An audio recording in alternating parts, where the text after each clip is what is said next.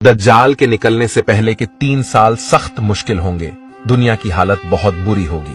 पहले साल जमीन 1/3 पैदावार और आसमान 1/3 बारिश रोक लेंगे। दूसरे साल जमीन 2/3 पैदावार और आसमान 2/3 बारिश रोक लेंगे।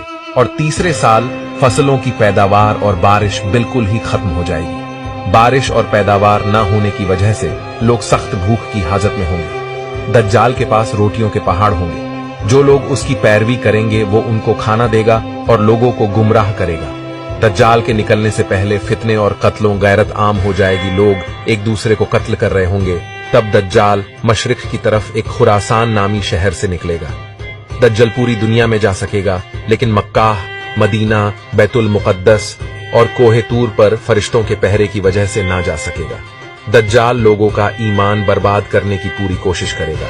लोग दज्जाल के फितनों की वजह से परेशान होकर भागकर दुहान नामी पहाड़ में पनाह लिए होंगे।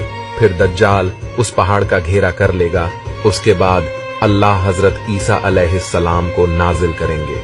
ईसा अलैहिस्सलाम मकाम लूत पर दज्जाल को कत्ल करेंगे और उसके पैरोकार में से किसी एक को भी नहीं छोड़ेंगे। वीडियो को आगे शेयर जरूर करें और ऐसी और वीडियोस के लिए हमारे